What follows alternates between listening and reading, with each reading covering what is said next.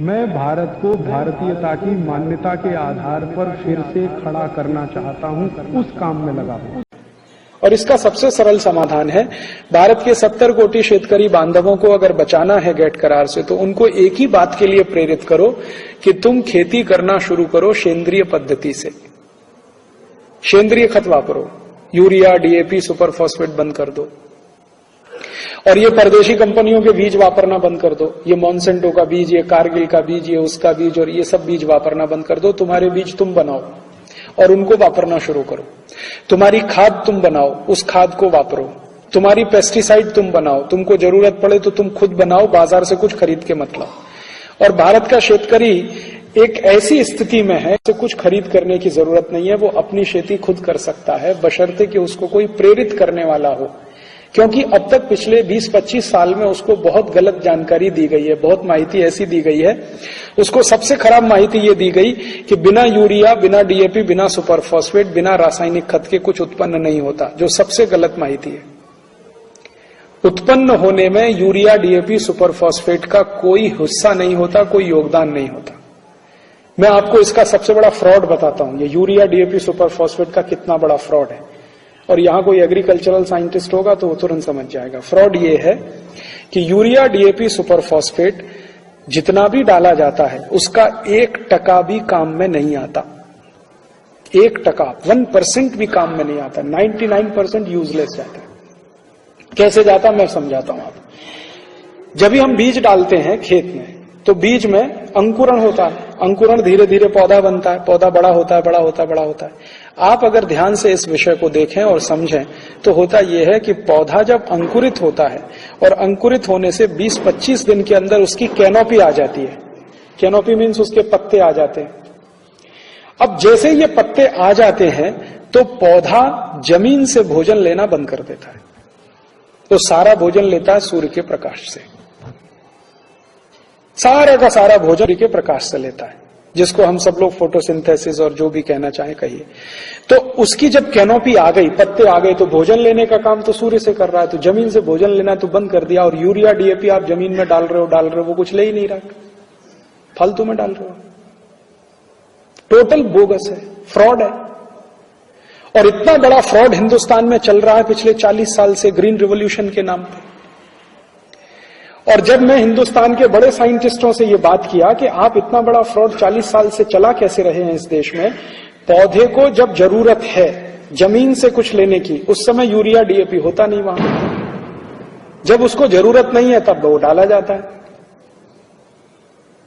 तो उन्होंने कहा हाँ बात तो आपकी सही है। तो ये चल कैसे रहा है? तो ये चल रहा है इसलिए कि ये जो यूरिया, डीएपी, सुपर फॉस्फेट कंपनियां हैं, इनका कमीशन ऊपर से नीचे तक बट रहा है, नेताओं से अधिकारियों तक, इसलिए ये चल रही है। इसलिए फ्रॉड भी चल रहा है। साइंटिस्ट में भी वही कमीशन बट रहा है। हिंदुस्तान को छोड़कर दुनिया के सभी देश के वैज्ञानिकों ने यह सिद्ध कर दिया है कि जितना यूरिया, डीएपी, सुपर फॉस्फेट जमीन में डाला जाता है वो 99% वेस्ट चला जाता है और मिट्टी को ही खराब करता है। वो अल्टीमेटली मिट्टी को खराब कैसे करता है? मिट्टी का जो बैलेंस है उसको तोड़ देता है। मिट्टी का बैलेंस है, पीएच उसका 7 के आसपास होना चाहिए, कार्बन कंटेंट उसका 8 के आसपास होना चाहिए। कार्बन कंटेंट को लगातार कम करता जाता है, पीएच को लगातार घटाता बढ़ाता रहता है। तो दोनों स्थिति में टूटता है बैलेंस, बैलेंस टूटता है तो खेती में उत्पन्न कम हो जाता है और उसका नुकसान शेतकरी को होता है। तो यूरिया, डीएपी का इतना बड़ा फ्रॉड, और उससे भी बड़ा फ्रॉड पेस्टिसाइड का। ये जो पेस्टिसाइड और इंसेक्टिसाइड है, ये इससे भी बड़ा फ्रॉड है। एंडोसल्फान डालो, मेलाथियान डालो, पैराथियान डालो, बेंजीन हेक्साक्लोराइड डालो, ये डालो, वो डालो। भाई क्यों डालो? तो कहते हैं जी कीट आया है। अच्छा कीट आया है तो ठीक है, किसी ने उसको बुलाया है तब आया, ऐसी तो नहीं आया। कीट आया है आपकी फसल पे, आपकी फसल को चौपट कर रहा है, तो किसी ने उसको बुलाया, या तो उसके लिए कंडीशन तैयार की है तो वो आया, अदरवाइज कैसे आता? आपके शरीर में कोई वायरस या विषाणु कैसे घुस जाता है? अनुकूल कंडीशन है तो घुस जाता है, अगर प्रतिकूल कंडीशन है घुस के दिखा दे कोई वायरस आपके शरीर में। इसको ऐसे समझने की कोशिश करिए, कोई एक डॉक्टर है, सवेरे से शाम तक 50 मरीजों के पास बैठता है, उनके श्वास से निकली हुई दुर्गंध को भी सूंघता है, लेकिन हर डॉक्टर को तो ट्यूबरकुलोसिस नहीं हो जाता। होता है क्या? ट्यूबरकुलोसिस का इलाज करने वाले किसी भी डॉक्टर को ट्यूबरकुलोसिस नहीं हो जाता। क्यों? उसका अपना इंटरनल बॉडी रेजिस्टेंस या इंटरनल सिस्टम ऐसा है जो आसानी से बाहर के वायरस बैक्टीरिया से लड़ सकता है। ठीक है, आसानी से तो नहीं जाता, आसानी से प्रवेश भी नहीं करता और वो फल भी नहीं दे पाता। इसी तरह से भूमि के साथ होता है।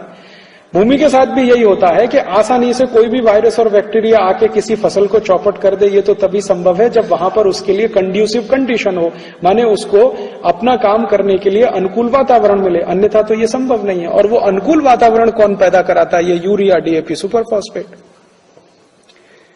दुनिया के सभी वैज्ञानिकों ने यह प्रयोग करके देख लिया है कि जो भूमि में यूरिया, डीएपी सबसे ज्यादा डाला जाता है, उसी भूमि पे सबसे ज्यादा वायरल इन्फेक्शन होता है, बैक्टीरियल अटैक होता है, उसी में सबसे ज्यादा जंतु आते हैं, कीट आते हैं। तो वहीं आपको पेस्टिसाइड ज्यादा चाहिए।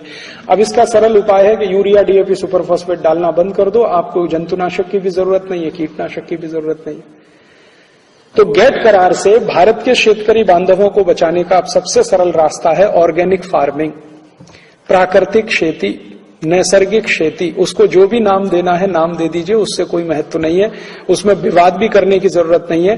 बिना रसायन की खेती, माने urea, DAP, superphosphate, endosulfan, malathion, parathion के बिना खेती करना इस देश का किसान जब शुरू कर देगा तो गेट करार की एक भी शर्त उसके ऊपर लागू नहीं होती।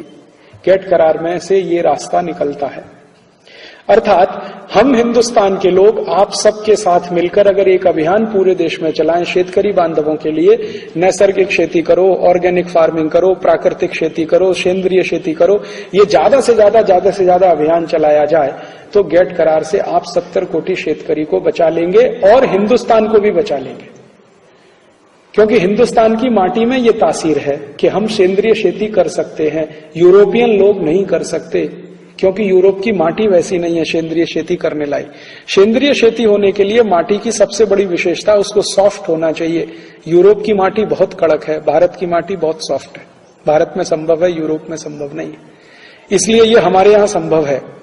और सेंद्रीय खेती उसी देश में संभव है जहां सूर्य का प्रकाश बराबर मिलता रहे। यूरोप को 8 महीने सूर्य का प्रकाश नहीं मिलता, हमको 12 महीने सूर्य का प्रकाश मिलता है। 24 घंटे चाहे तो सूर्य के प्रकाश का हम उपयोग कर सकते हैं। 12 घंटे तो सीधे कर सकते हैं, 12 घंटे परोक्ष रूप से कर सकते हैं। तो सूर्य का प्रकाश हमें हमेशा उपलब्ध है। बायोडायवर्सिटी हमारे पास अद्भुत किस्म की है, मिट्टी सबसे सुंदर दुनिया की हमारे पास है, हमारे पास पानी की भी व्यवस्था ठीक ठाक है।